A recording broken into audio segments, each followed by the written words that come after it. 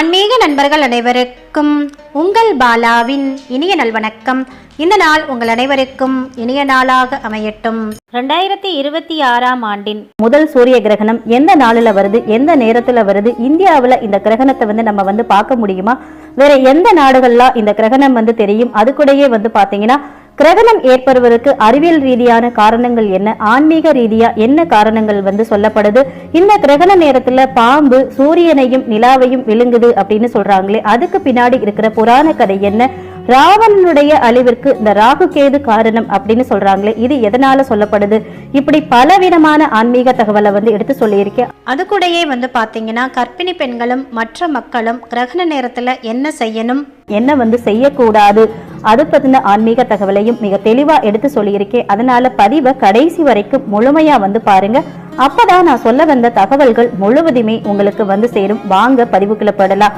அதுக்கு முன்னாடி இப்பதான் ஃபர்ஸ்ட் டைம் நம்ம சேனலை நீங்க பாக்குறீங்க அப்படின்னா நம்ம சேனல் சப்ஸ்கிரைப் பண்ணிட்டு அப்படியே மறக்காம பக்கத்துல இருக்கிற பெல் பட்டனும் கொடுத்து வச்சுக்கிறீங்க. அப்பதான் நான் போற வீடியோட நோட்டிபிகேஷன் உங்களுக்கு உடனுக்குடன் வந்துகிட்டே இருக்கும். சூரிய கிரகணம் அப்படின்றது சந்திரன் பூமி மற்றும் சூரியனுக்கு இடையே நேர்கோட்டில் நிற்கும் போது சூரியனுடைய ஒளி பூமியை முழுவதுமாகவோ அல்லது ஒரு பகுதியாகவோ அடையாமல் மறைக்கப்படுவதை குறிக்கிறதா சூரிய கிரகணம். இந்த நிகழ்வு அமாவாசை நாளில் மட்டுமே நடக்கும். சந்திரன் சூரியனை முழுமையாக மறைச்சிச்சுன்னா அது முழு சூரிய கிரகணம் அப்படின்னும், ஒரு பகுதி மட்டும் மறைத்தா அது பகுதி சூரிய கிரகணம் அப்படின்னும், சூரியன் வளையம் போல் தெரிந்தா வளைய சூரிய கிரகணம் அப்படின்னும் சொல்லப்படுது. சூரிய கிரகணம் ஒரு இயற்கையான விண்வெளி நிகழ்வு. இதை நேரடியாக நம்ம கண்ணால் பார்க்கக்கூடாது. ஒவ்வொரு வருஷத்தோட தொடக்கத்தில் பார்த்தோன்னா சூரிய கிரகணம் மற்றும் சந்திர கிரகணம் நடக்கிறது வழக்கம். அந்த வகையில் 2026ஆம் ஆண்டுக்கான முதல் சூரிய கிரகணம் இந்த பிப்ரவரி மாதத்தில் நடக்குது. சூரியனுக்கும் பூமிக்கும் இடையே சந்திரன் வரும் பொழுது குறிப்பிட்ட சில மணி நேரங்களில் இந்த சூரிய கிரகணம் நடக்கும். பொதுவாக சூரிய கிரகணம் அனைத்தும் அமாவாசை நாட்களில் தான் தோன்றும். காரணம், அமாவாசை நாளில் தான் சந்திரன் பூமிக்கும் சூரியனுக்கும் நடுவில் இருக்கும். அப்போ சூரியனிலிருந்து வரக்கூடிய ஒளியை சந்திரன் மறைக்க வாய்ப்பு ஏற்படுது. இதனால பூமியில இருந்து பார்க்கும் போது சூரியன் முழுவதுமாகவோ அல்லது பகுதி அளவிலோ மறைந்தது போல தெரியும். இதுவே சூரிய கிரகணம் அப்படின்னு சொல்லப்படுது. இந்த வருஷத்துக்கான முதல் சூரிய கிரகணம் பிப்ரவரி மாதம் 17ஆம் தேதி செவ்வாய்க்கிழமை என்று, அதாவது இன்றைய தினம் நிகழ இருக்கு. இது மாசி அமாவாசை தினத்தன்னைக்கு வருது. இந்த சூரிய கிரகணமானது இந்திய நேரப்படி மாலை நேரத்தில் தொடங்குது. பிப்ரவரி 17ஆம் தேதி செவ்வாய்க்கிழமை மதியம் 3:26 சூரிய கிரகணம் தொடங்குது. அன்று இரவு 7:57 வரைக்கும் இந்த சூரிய கிரகணம் இருக்கு. இதுல பகுதி கிரகணம் ஆரம்பமாகிறது மதியம் 3:26 பகுதி கிரகணம் ஆரம்பமாகுது. வளைய கிரகணம் தோன்றுவது அதிகபட்சமா 5:12 மாலை 5:12 வளைய கிரகணம். மிகப்பெரிய கிரகணமா அது மாறுறது, அதாவது கிரகணம் உச்சக்கட்டம் அடையக்கூடிய நேரம் மாலை 5:43. வளைய கிரகணம் முடிவடையக்கூடிய நேரம் மாலை 6:12. பகுதி கிரகணம் முடிவடையக்கூடிய நேரம் இரவு 7:56 பகுதி கிரகணம் முடிவடையுது. வளைய சூரிய கிரகணத்தின் போது சந்திரன் பூமியிலிருந்து அதன் மிக தொலைவில் நிலைநிறுத்தப்படுது. அதனால சந்திரன் சூரியனை விட சின்னதா தோன்றுகிறது மற்றும் அதன் கதிர்களை முழுமையா தடுக்காது. அடிவானத்துல மிகவும் பிரகாசமான நெருப்பு போன்ற வட்டை சுற்றி ஒரு பிரகாசமான வெளிப்புற வளையத்தை உருவாக்குது. இது படைப்போட இந்த தனித்துவமான கருப்பொருளுக்கு வழிவகுக்குது. மொத்தமாக இந்த சூரிய கிரகணம் 4 மணி நேரம் 31 நிமிஷங்கள் கிரகணம் நிகழ இருக்கு. இந்த கிரகணத்தை இந்தியாவில் பார்க்க முடியாது. முழு சூரிய கிரகணம் அண்டார்டிகாவுக்கு மேலே தெரியும். அது மட்டும் இல்லாமல் தென்னாப்பிரிக்கா, ஜிம்பாவே, தான்சானியா, நமீபியா மற்றும் மொரீஷியஸ், தென் அமெரிக்காவோட பகுதிகளான அர்ஜென்டினா மற்றும் சிலி, இந்த பகுதிகளில் பகுதி அளவு, அதாவது பார்சியல் சூரிய கிரகணமாக தெரிகிறதுக்கு வாய்ப்பு இருக்கு. இந்தியாவில் இந்த கிரகணம் தெரியாது அப்படின்றதுனால இன்றைய தினம் தினசரி செயல்பாடுகள், கோயில் தரிசனங்கள், ஆன்மீக சடங்குகளுக்கு எந்தவித கட்டுப்பாடுகளும் இருக்காது. பொதுவாக சூரிய கிரகணத்தை நேரடியாக பார்க்கக்கூடாது அப்படின்னு ஏன் சொல்லப்படுதுன்னா, சூரிய கிரகணம் நடக்கிறப்போ சூரிய ஒளி சந்திரனால் பகுதி அல்லது முழுமையா மறைக்கப்படுறதுனால பகல் நேரத்திலேயே மாலை நேரம் போன்று வெளிச்சம் குறைந்து காணப்படும். இருந்தாலும் அந்த நேரத்தில் வெளிவரக்கூடிய ஒளி கண்களுக்கு தீங்கு விளைவிக்கும் ஆபத்து உள்ளதா சொல்லப்பட்டிருக்கு. அதனால பாதுகாப்பு உபகரணங்கள் இல்லாம சூரிய கிரகணத்தை நாம நேரடியா பார்க்க கூடாது. அதே மாதிரி தேவையில்லாம இந்த நேரத்துல, அதாவது கிரகணம் தெரியக்கூடிய நாடுகள்ல இருக்கிறவங்க தேவையில்லாம இந்த நேரத்தை வெளியில போற தவிர்க்கிறதும் பாதுகாப்பாகவே சொல்லப்பட்டிருக்கு.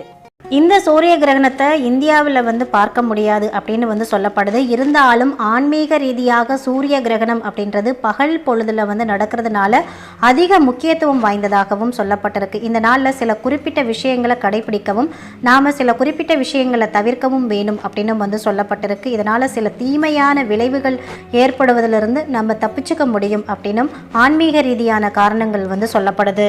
இந்த சூரிய கிரகணத்தின் போது நாம் கடைபிடிக்க வேண்டிய சில செயல்கள். கண்ணுக்கு பாதுகாப்பு. கிரகணத்தை நேராக பார்க்கறது மிகவுமே ஆபத்தானது. அதுக்காக பார்த்தீங்கன்னா சோலார் ஃபில்டர்ஸ் அப்படின்னு சொல்லப்படுற கண்ணாடிகள் இல்லைன்னா தொலைநோக்கிகள் மூலமாக மட்டும்தான் நம்ம பார்க்கணும். தியானம் பிரார்த்தனை பண்ணணும். ஆன்மீக நம்பிக்கைகளின்படி கிரகணத்தப்போ தியானம் செய்யறதும் மந்திரங்கள் ஜபிக்கிறதும் நமக்கு அதிகப்படியான சக்தியை பெற்றுத்தரும் அப்படின்னு சொல்லப்படுது. அதே மாதிரி நாம வீட்டில் இருக்கணும். தேவையில்லாத பயணங்களை தவிர்க்கணும். கிரகணம் நடக்கக்கூடிய நேரத்தில் நாம வீட்டை விட்டு தேவையில்லாம வெளியில போறது, அதாவது தேவையில்லாத பயணங்களை தவிர்க்கணும். குறிப்பாக கர்ப்பிணி பெண்கள் இந்த நேரத்தில் வெளியில் போகாமல் இருக்கிறது நல்லதாக சொல்லப்படுது. அடுத்ததாக பார்த்தீங்கன்னா இந்த சூரிய கிரகண நிகழ்வுக்கு பின்னாடி இருக்கக்கூடிய புராண கதையை நம்ம தெரிஞ்சுக்கலாம். போற இந்த சூரிய கிரகணத்தால சில ராசிக்கு தோஷம் ஏற்படும் அப்படின்னும் சில ராசிகளுக்கு நன்மை ஏற்படும் அப்படின்னு சொல்லப்படுது. அதே மாதிரி இந்த கிரகணங்கள் ஏற்படுவதற்கு ராகுவும் கேதுவும் தான் காரணம் அப்படின்னு சொல்லப்படுது. சூரியனையும் சந்திரனையும் பழிவாங்கிறதுக்காக ராகுவும் கேதுவும் பிரம்மனை நினைத்து பல காலம் தவம் இருந்து வரம் வாங்குறாங்க. இந்த வரத்தின்படி ஒரு வருஷத்துல 4 முறை சூரிய சந்திரர்களுடைய பார்வை பூமியில விழாது தடுக்கக்கூடிய வரத்தை பிரம்மன் கொடுத்தார் அப்படின்னும் இதுதான் கிரகணம் ஏற்படுவதற்கு காரணம் அப்படின்னும் புராண கதைகள் எடுத்து சொல்லுது. கிரகணங்கள் ஏற்படுவதை பற்றி புராண கதைகள் சொல்லப்பட்டாலும் அறிவியல் ரீதியா பாத்தீங்கன்னா சூரியனுக்கும் பூமிக்கும் இடையே நிலவு வர்றப்போ சூரியனை நிலவு மறைக்குது. இதுதான் சூரிய கிரகணம். சூரியனை நிலவு மறைக்கிறது போல தோன்றக்கூடிய சில இடங்கள்ல முழுதா சூரிய கிரகணம் தோன்றும். சில இடங்கள்ல பகுதி கிரகணமாகவும் சில இடங்கள்ல நெருப்பு வளைய சூரிய கிரகணமாகவும் தோன்றும். ஆன்மீக ரீதியா இந்த கிரகணங்கள் ஏன் ஏற்படுது அது குறித்தும் அது கூடவே பாத்தீங்க அப்படின்னா ராகு கேதுவோட தோற்றம் குறித்தும் சில புராண கதைகள் சொல்லப்படுது. அதையும் இப்ப நாம தெரிஞ்சுக்கலாம். அமிர்தத்தை பருகினா அதிக பலமும் மரணமில்லா பெருவாழ்வும் வாழலாம் அப்படின்றத தெரிஞ்சுக்கிட்ட தேவர்கள் பார்க்கடலை கடையிறதுக்காக விஷ்ணு கிட்ட போயிட்டு கேட்கிறாங்க. அப்ப பார்க்கடலை கடையணும் அப்படின்னா தேவர்கள் மட்டும் போதாது, அசுரர்களுடைய துணையும் தேவை அப்படின்னு தெரிஞ்சுக்கிட்டு தேவர்களும் அசுரர்களும் சேர்ந்து பார்க்கடலை கடையலாம் அப்படின்ற முடிவு ஏற்கப்படுது. இதுக்காக மேரு மலையை மத்தாக்கி வாசுகி பாம்பை கயிறாக்கி தேவர்களும் அசுரர்களும் இணைந்து பார்க்கடல்ல கடைஞ்சப்போ அமிர்தம் வெளிப்பட்டது. அதை பார்த்தா தேவர்களும் அசுரர்களும் சரிபாதியா பங்கிடணும் அப்படின்றதா அவங்க 2 பேருக்குமே இருந்த ஒப்பந்தம். ஆனா அசுரர்களும் இந்த அமிர்தத்தை பருகினாங்க அப்படின்னா ஏற்கனவே அவங்க பலசாலிகள். இந்த அமிர்தத்தை பருகிட்டாங்கன்னா இன்னும் பலசாலிகள் ஆயிடுவாங்க. தேவர்களை அடிமைப்படுத்திடுவாங்க. அவர்களை சமாளிக்கிறது கஷ்டம். இதை தெரிஞ்சுக்கிட்ட தேவர்கள் உடனே விஷ்ணு கிட்ட போயிட்டு இதை பத்தி எடுத்து சொல்றாங்க. அசுரர்களுக்கு அமிர்தம் கிடைப்பதை தடுக்கணும் அப்படின்னு நினைத்த மகாவிஷ்ணு மோகினி வடிவம் எடுக்கிறாரு. மோகினி வடிவம் எடுத்துட்டு அமிர்த கலசம் தன்வந்திரியோட கையில இருந்துச்சு. அதை மோகினி வடிவம் எடுத்த விஷ்ணு வாங்கிக்கிறாரு. மோகினியோட அழகுல மயங்கின அசுரர்கள் மோகினியே அனைவருக்கும் அந்த அமிர்தத்தை பங்கிட்டு பரிமாறட்டும் அப்படின்னு சொல்லிடுறாங்க. இதுக்கு தேவர்களும் ஒப்புக்கிட்டாங்க. யாருக்கு முதல்ல அமிர்தத்தை தருவது அப்படின்ற ஒரு பிரச்சனை வருது. அந்த அமிர்தத்துல, அதாவது அந்த அமிர்தம் இருக்கக்கூடிய குடத்துல தெளிவா இருக்கிற நீரை தேவர்களுக்கும் அடியில கலங்கி இருக்கக்கூடிய அந்த திரவத்தை அசுரர்களுக்கும் கொடுக்கிறது அப்படின்றது முடிவாயிடுச்சு. முதல்ல இதுபடி தேவர்களுக்கு அமிர்தம் வழங்கப்பட்டது. ஆனா இதுல இந்த அசுரர்கள்ல ஒருத்தருக்கு பாத்தீங்கன்னா சந்தேகம் வருது. அவர் யாருன்னு பாத்தீங்கன்னா காஷ்யப மகரிஷியோட மகனான ஸ்வர்ணபானுவுக்கு இந்த மோகினியோட வருகையும் அமிர்தம் பரிமாறுவதிலையும் ஏதோ சதி இருக்கு அப்படின்னு சந்தேகம் வந்தது. எங்க தனக்கு அமிர்தம் கிடைக்காமல் போயிடுமோ அப்படின்னு நினைச்சுக்கிட்டு அந்த ஸ்வர்ணபானு மாறு வேடத்துல தேவர்கள் மாதிரியே வேடம் போட்டுக்கிட்டு தேவர்களோட வரிசையில போயிட்டு உட்கார்ந்துடுறா. இதை சூரியனும் சந்திரனும் தெரிஞ்சுக்கிறாங்க. இதுக்குள்ள மோகினி ஸ்வர்ணபானுவுக்கு அமிர்தத்தையும் கொடுத்துடுறாங்க. அமிர்தத்தை வாங்கின ஸ்வர்ணபானு அவசரமா அந்த அமிர்தத்தை குடிச்சிடுறான். ஸ்வர்ணபானு மாறுவேடத்துல வந்தது மகாவிஷ்ணுக்கு தெரியாததா என்ன? தெரிந்தேதான் மகாவிஷ்ணுவும் அமிர்தத்தை கொடுப்பாரு. அதுவும் பாத்தீங்கன்னா ஒரு காரணத்தோட தான் நிகழ்ந்திருக்கும். இதை தெரிஞ்சுக்கிட்ட சூரியனும் சந்திரனும் உடனே வந்து மோகினி கிட்ட போயிட்டு நடந்ததை சொல்ல, மோகினி ரூபத்துல இருந்த மகாவிஷ்ணு கோபத்தோட தன்னுடைய கையில் இருந்த அகப்பையால ஸ்வர்ணபானுவோட தலையில ஓங்கி அடிக்கிறாரு. தலை வேறு முண்டம் வேறு அப்படின்னு இரு கூறுகளா அவனுடைய உடல் வந்து பிரியுது. அமிர்தம் உண்ட காரணத்தினால ஆனா உயிர் வந்து போகல. ஒப்பந்தத்தை மீறியதுனால அசுரர்களுக்கு அமிர்தம் வழங்க முடியாது அப்படின்னு மோகினி வந்து கூறிட்டாங்க. அமிர்த கலசத்தை பறிக்க அசுரர்கள் வந்து முயன்ற போது மோகினி வேகமா அனைத்தையுமே தேவர்களுக்கு வந்து கொடுத்துடுறாங்க. ஏமாற்றமடைந்த அசுரர்கள் ஸ்வர்ணபானுனாதான் தங்களுக்கும் அமிர்தம் கிடைக்கல அப்படின்னு வருந்தி ஸ்வர்ணபானுவை தங்களுடைய குலத்திலிருந்தே விலக்கி வச்சுட்டாங்க. ஸ்வர்ணபானுவோடைய உடல் இருபாகமா இருந்தாலும் உடலிருந்து தலையில்லாமலும் தலையிருந்து உடல் இல்லாமலும் இருந்த ஸ்வர்ணபானு பிரம்மனுக்கிட்ட போயிட்டு முறையிடுறான். மகாவிஷ்ணுவால தான் இதற்கு மாற்று ஏற்பாடு செய்ய இயலும் அப்படின்னு பிரம்மனும் வந்து சொல்லிடுறாரு. விஷ்ணுவை போய் வணங்கின ஸ்வர்ணபானு இதுக்கு ஏதாவது பிராய்சித்தம் சொல்லுங்க அப்படின்னு கேட்கிறா. உடனே பாம்பு உடலை எடுத்து தலையோட பொருத்துறாரு விஷ்ணு. அதே மாதிரி பாம்பு தலைய மனித உடலோட பொருத்துறாரு. மனித தலையும் பாம்பு உடலும் கூடியவன் ராகு அப்படின்னும் பாம்பு தலையும் மனித உடலும் கூடியவன் கேது அப்படின்னும் சொல்லப்படுறாங்க. ஆனா 2 பேருக்குமே பாத்தீங்கன்னா ஒரே உயிர் தான். 2 பேரும் நேர் எதிர் திசையில நட்சத்திர மண்டலத்துல சஞ்சரிக்கும்படியும் மகாவிஷ்ணு அவங்களுக்கு அருள் பாலிக்கிறார். எல்லாம் செய்தாலும் கூட இப்ப ராகுவோட அதாவது ஸ்வர்ணபானுவோட பாவம் வந்து நீங்கிறது எப்படி அப்படின்னு கேட்கிறாரு அந்த ஸ்வர்ணபானு. உடனே ராகு கேது உருவான உடனே மகாவிஷ்ணு இந்த பூ உலகில் இப்போ வந்து பார்த்தீங்கன்னா கிருதாயுகம் வந்து நடக்குது. இப்போ உங்களுக்கு வேலை இல்லை. நட்சத்திர மண்டலத்தில் சஞ்சரிக்க இன்னும் ஒரு யுகம் நீங்கள் வந்து காத்திருக்கணும். அடுத்த யுகமான திரேதா யுகத்தில் நான் ராமனா மனித குலத்தில் பிறப்பேன். அப்போ உங்க சக்தியால ராகு வந்து கோதண்டமாகவும் கேது அம்பாகவும் என்கிட்ட வருவீங்க. அசுரகுல கடைசி அரசனான ராவணனை கொள்வதற்கு நீங்கள் பயன்படுவீர்கள். அப்பொழுது உங்கள் பாவம் வந்து தொலையும் அப்படின்னு சொல்றாரு. நீங்கள் வித்தியாசமாக தெரிகிறதுக்காக மற்ற கிரகங்களை போல் இல்லாம வானவெளியில அப்பிரதட்சணமாக வலமிருந்து இடமாக சுற்றி வருவீர்கள் அப்படின்னு வாக்கு கொடுக்கிறாரு மகாவிஷ்ணு. இதுதான் நான் முன்பே சொன்னது போல ராவணனுடைய அழிவிற்கு ராகுவும் கேதுவும் ஒரு காரணமாகிறார்கள் அப்படின்றதுக்கான விளக்கம். அடுத்ததா இந்த கிரகணத்தின் போது பாம்பு வந்து சூரியன் சந்திரனை விழுங்குறதா சொல்லப்படுதுல, அதுக்கு பின்னாடி என்ன காரணம் அப்படின்னு வந்து பாத்தீங்கன்னா, ராகுவும் கேதுவும் தங்களுடைய இந்த நிலைமைக்கு காரணமான சூரிய சந்திரர்களை பழிவாங்கணும் அப்படின்னு பிரம்மனுக்கிட்ட போயிட்டு வரம் கேட்கிறாங்க. அந்த வரத்தை பிரம்மன் வந்து தர மறுத்துறாரு. இருந்தாலும் பல காலம் தவம் இருந்து பிரம்மனுக்கிட்ட வரத்தையும் வாங்கிடுறாங்க ராகுவும் கேதுவும். இந்த வரத்தின்படி ஒரு வருஷத்துல 4 முறை சூரிய சந்திரர்களுடைய பார்வை பூமியில விழாமல் தடுக்கக்கூடிய வரத்தை வந்து பிரம்மன் வந்து கொடுக்கிறாரு. இதுதான் வந்து கிரகணம் அப்படின்னு சொல்லப்படுது. சூரியனையும் சந்திரனையும் பாம்பு விழுங்கும் அப்படின்னு இன்னைக்கும் வந்து புராண கதைகள் வந்து சொல்லப்படுது. ஆனா கிரகணங்கள் அப்படின்றது வானில நிகழக்கூடிய ஒரு அற்புதமான நிகழ்வு அப்படின்னு அறிவியலாளர்கள் வந்து எடுத்து சொல்றாங்க. இப்ப நிகழ போற இந்த சூரிய கிரகணமானது 2025ஆம் ஆண்டு குரோதி தமிழ் வருடத்தின் கடைசி மாதமான பங்குனி மாத அமாவாசையில் நிகழ இருக்கு. சூரியன் சந்திரன் மற்றும் பூமி இது 3மே ஒரே நேர்கோட்டில் வரும் பொழுதுதான் சூரிய கிரகணம் வந்து ஏற்படுது. சூரியனுக்கும் பூமிக்கும் இடையே நேர்கோட்டுல சந்திரன் வந்து வர்றதுனால சூரியனுடைய ஒளி பூமிக்கு தெரியாமல் மறைக்கப்படக்கூடிய நிகழ்வு தான் சூரிய கிரகணம். பொதுவா கிரகணங்கள் ஏற்படக்கூடிய நாட்கள்ல அந்த நேரத்துல எதுவெல்லாம் செய்யலாம், என்னென்ன காரியங்கள் செய்யக்கூடாது, அதை பத்தின தகவலை வந்து தெரிஞ்சுக்கலாம். சூரிய கிரகணமோ சந்திர கிரகணமோ எதுவா இருந்தாலும் சரி, அப்போ வெளிப்படுற கதிர்வீச்சுகள் வந்து கர்ப்பிணிகளை பாதித்து விடக்கூடாது அப்படின்னு தான் அந்த நேரத்துல வெளியில வந்து நடமாடக்கூடாது அப்படின்னு சொல்றாங்க. முக்கியமா கர்ப்பிணி பெண்கள் கிரகண நேரத்துல வந்து சாப்பிடக்கூடாது, தண்ணீர் வந்து குடிக்க கூடாது, வீட்டுல சமையல் வந்து செய்யக்கூடாது, நகம் வெட்டக்கூடாது அப்படின்னு சாஸ்திரங்கள் வந்து எடுத்து சொல்லுது. கிரகணம் வந்து தொடங்குறதுக்கு சில மணி நேரத்துக்கு முன்பாகவே நாம உணவு வந்து சாப்பிட்டு விடணும். அதுக்கப்புறம் கிரகணம் முடிகிற வரைக்கும் எதுவுமே வந்து சாப்பிடக்கூடாது.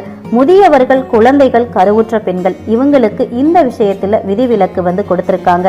இதயம் பலவீனமா இருக்கிறவங்க, ரத்த அழுத்தம் இருக்கிறவங்க கிரகணத்தப்போ வீட்டை விட்டு வெளியில போறதை தவிர்க்கிறது நல்லது அப்படின்னு சொல்லியிருக்காங்க. கிரகண காலத்துல உடல்ல எண்ணெய் தேய்க்கிறது, இந்த செயல்களை செய்யாமல் இருப்பது மிக மிக நல்லது அப்படின்னு சொல்லப்படுது. அதே மாதிரி கிரகண நேரத்துல என்ன செய்யணும் அப்படின்னு வந்து பாத்தீங்கன்னா, நாம சமைச்சு வச்சிருக்கக்கூடிய உணவுகள்ல தர்ப்பை புல் போட்டு வைக்கணும். முடிஞ்ச வரைக்கும் அந்த நேரத்துல உணவு ஏதும் மீதம் வைக்காம இருக்கிறது வந்துட்டு நல்லது. அப்படி உணவு ஏதாவது மீதம் இருந்தது அப்படின்னா அந்த உணவுகள்ல தர்ப்பை புல்ல போட்டு வைக்கிறது நல்லது. தர்ப்பை புல் கிடைக்காதவங்க துளசியை வந்து போட்டு வைக்கலாம். தர்ப்பைப்புல் வந்து பார்த்தீங்கன்னா அதாவது எவ்வளவான கதிர்வீச்சையும் எதிர்க்கக்கூடிய சக்தி கொண்ட தாவரம் தான் இந்த தர்ப்பைப்புல். சுபகாரியம் அசுபகாரியம் எதுவா இருந்தாலும் அங்க வந்து பார்த்தீங்கன்னா தர்ப்பைப்புல்லுக்கு முக்கிய இடம் இருக்கு அப்படின்னே சொல்லப்படுது. அதனால இந்த கிரகண நேரத்துல உணவுப் பொருளை கதிர்வீச்சை வந்து காப்பாற்றுறதுக்காக தர்ப்பைப்புல்லை வந்து பயன்படுத்துறோம். சூரிய கிரகணம் நிகழப்போகும் நேரத்துல வீட்டுக்குள்ள பாதுகாப்பா இருக்கிறது நல்லது. அந்த நேரத்துல பொதுவா வந்து பாத்தீங்க அப்படின்னா இந்த கிரகண நாட்கள்ல வந்து சக்தி வந்து அதிகமா இருக்கும். அந்த நாள்ல நம்ம எதை நினைத்து வேண்டுதல் வைத்தாலுமே உடனே பலிக்கும் அப்படின்னு சொல்லப்பட்டிருக்கு. அது கூடயே வந்து பாத்தீங்க அப்படின்னா கிரகண நேரத்துல விளக்கேற்றி நமக்கு தெரிந்த மந்திரங்கள் வந்து சொல்லலாம். மந்திர ஜபத்துக்கு அதிக பலன் வந்துட்டு இந்த கிரகண நேரத்துல வந்துட்டு இருக்கும். அது கூடவே மறைந்த முன்னோர்களை நினைத்தும் இந்த கிரகண நேரத்துல நாம வழிபாடு வந்துட்டு செய்யலாம். அதுவும் நமக்கு சிறப்பான பலன்களை வந்து பெற்றுத்தரும். இப்ப கிரகண நேரத்துல வெளியில போறதை அவாய்ட் பண்ண முடியல அப்படின்னு சொல்றவங்க கொஞ்சமா தர்ப்பைப்புல்ல உங்களுடைய பர்ஸ்லயோ நீங்க கொண்டு போற பேக்லயோ எடுத்துட்டு போங்க. அது வந்து அதனால வரக்கூடிய கதிர்வீச்சிலிருந்து வந்து காப்பாற்றும். இந்தியாவில் இந்த கிரகணம் தெரியாது அப்படின்றதுனால பெரிதா நாம ஒன்றும் செய்யறதுக்கு வந்து அவசியம் வந்துட்டு இருக்காது. இருந்தாலும் நம்ம முன்னோர்கள் சொன்ன வழிமுறைகளை கடைபிடிக்கிறதுல எந்த ஒரு தவறும் வந்து கிடையாது. ஆனா இந்த கிரகணம் தெரியக்கூடிய நாடுகள்ல இருக்கிறவங்க உங்களால தவிர்க்க முடியாத காரணத்தினால வெளியில போகணும் அப்படின்ற பட்சத்துல இந்த தர்ப்பைப்புல்ல கூடையை எடுத்துட்டு போறது அப்படின்றது மிக மிக நல்லது. தர்ப்பைப்புல் கிடைக்காதவங்க துளசி இலைகளை வந்து உங்க கைகளில் வந்து வச்சுக்கலாம். அடுத்ததா சூரிய கிரகணத்தின் போது நாம சொல்ல வேண்டிய மந்திரங்கள் குறித்து வந்து தெரிஞ்சுக்கலாம். இந்த மந்திரங்களை பொறுத்த வரைக்கும் சூரிய கிரகணம் நிகழக்கூடிய நேரத்துல அனைவருமே இந்த மந்திரங்களை வந்து உச்சாரணம் வந்து செய்யலாம். ஏன் வந்து பாத்தீங்கன்னா அந்த கிரகண நேரத்துல சூரியன் சந்திரன் பூமி இது மூணுமே ஒரே நேர்கோட்டில் வர்றப்போ நாம இறை வழிபாடு செய்தா மற்ற நாட்களை விட இந்த நேரத்துல இறை வழிபாடு செய்யறது இறைவனுடைய பெயரையும் மந்திரங்களையும் உச்சரிக்கிறதுனால பல நூறு மடங்கு பலன் இருக்கிறதா வந்து சொல்லப்படுது. சூரிய கிரகணம் ஒரு வானியல் நிகழ்வு அப்படின்னு அறிவியல் அறிஞர்கள் வந்து சொல்றாங்க. அதே போல ஜோதிட ஆன்மீக அறிஞர்கள் கிரகணம் அப்படின்றது சில மோசமான நிகழ்வுகளா வந்துட்டு இருக்கலாம். ஆனா நல்ல பலன்களை பெறக்கூடிய நேரமா அதை நாம பயன்படுத்த முடியும் அப்படின்னு வந்து குறிப்பிடுறாங்க. இந்த நேரத்துல நாம மனதை ஒருநிலைப்படுத்தும் போது நாம நினைத்த செயல்கள் எளிதா வந்து செய்ய முடியும். இதன் காரணமா தான் சூரிய கிரகணம் சந்திர கிரகணம் நிகழக்கூடிய நேரத்துல நாம இறை மந்திரத்தை உச்சரிப்பது அவசியம் அப்படின்னு வந்து சொல்லப்படுது. அந்த வகையில சூரிய கிரகணத்தின் போது உச்சரிக்க வேண்டிய எளிய மந்திரங்கள் யோ சௌ வஜ்ரதரோ தேவ ஆதித்யானாம் பிரபுர்மாதா சகஸ்கர சந்திர நயன கிரகபீடாம் வயபோகத். யோ சௌ வஜ்ரதரோ தேவ ஆதித்யானாம் பிரபுர்மாதா சகஸ்கர சந்திர நயன கிரகபீடாம் வயபோகத். யோ சௌ வஜ்ரதரோ தேவ ஆதித்யானாம் பிரபுர்மாதா சகஸ்கர சந்திர நயன கிரகபீடாம் வயபோகத். இந்த மந்திரம் குறிப்பிட்டு கிரகணம் நிகழக்கூடிய நேரத்தில் சொல்ல வேண்டிய அதிசக்தி வாய்ந்த மந்திரம். நான் இங்கே 3 முறை உச்சாடனம் பண்ணியிருக்கேன். நீங்கள் அதிகபட்சமாக 108 முறை உச்சாடனம் வந்து செய்யுங்க. 1000 மடங்கு பலன்கள் இது மூலமாக உங்களுக்கு வந்து கிடைக்கும். அடுத்ததா இந்த சூரிய கிரகணத்தன்று உச்சரிக்க வேண்டிய சூரியனுடைய காயத்ரி மந்திரங்கள். நான் 2 காயத்ரி மந்திரம் வந்து இங்கே வந்து கொடுக்குறேன். முதலாவது காயத்ரி மந்திரம் ஓம் அஸ்வத் வஜாய வித்மகே பாசஹஸ்தாய தீமகி தன்னோ சூரிய பிரச்சோதயாத். ஓம் அஸ்வத் வஜாய வித்மகே பாசஹஸ்தாய தீமகி தன்னோ சூரிய பிரச்சோதயாத். இரண்டாவது காயத்ரி மந்திரம் ஓம் பாஸ்கராய வித்மகே திவாகராய தீமகி தன்னோ சூரிய பிரச்சோதயாத். ஓம் பாஸ்கராய வித்மகே திவாகராய தீமகி தன்னோ சூரிய பிரச்சோதயாத். இந்த காயத்ரி மந்திரங்களையும் இந்த நேரத்தில் நீங்கள் உச்சாடனம் வந்து பண்ணலாம். இந்த மந்திரங்களை உச்சரிக்கிறது உங்களுக்கு சிரமமாக இருக்குது அப்படின்ற பட்சத்தில் வந்து பார்த்தீங்கன்னா மிக எளிய மந்திரங்களாக சொல்லப்படுற ஓம் சிவாய நமக, ஓம் கணபதியே நமக, ஓம் சரவணபவ, ஸ்ரீராம ஜெயம், ஓம் நமச்சிவாய இந்த மந்திரங்களை கூட நீங்கள் உச்சாடனம் வந்து பண்ணலாம். இது மட்டும் இல்லாமல் உங்களுக்கு எந்த மந்திரம் அம்மனுடைய மந்திரங்கள் உச்சரிக்கணும் அப்படின்னாலும் உச்சரிக்கலாம். உங்களுக்கு பிடிச்ச இஷ்ட தெய்வத்தை இந்த நேரத்தில் வழிபடணும் அப்படின்னா அவங்களுக்குரிய மந்திரங்களையும் நீங்கள் உத்தரித்து நீங்கள் வந்து வழிபாடு வந்து செய்யலாம். இந்த நேரத்தில் நாம் செய்ய வேண்டியது ஒன்றே ஒன்று தாங்க, அது இறை வழிபாடும் இறை நாமத்தை வந்து உச்சரிக்கிறது மட்டும்தான்.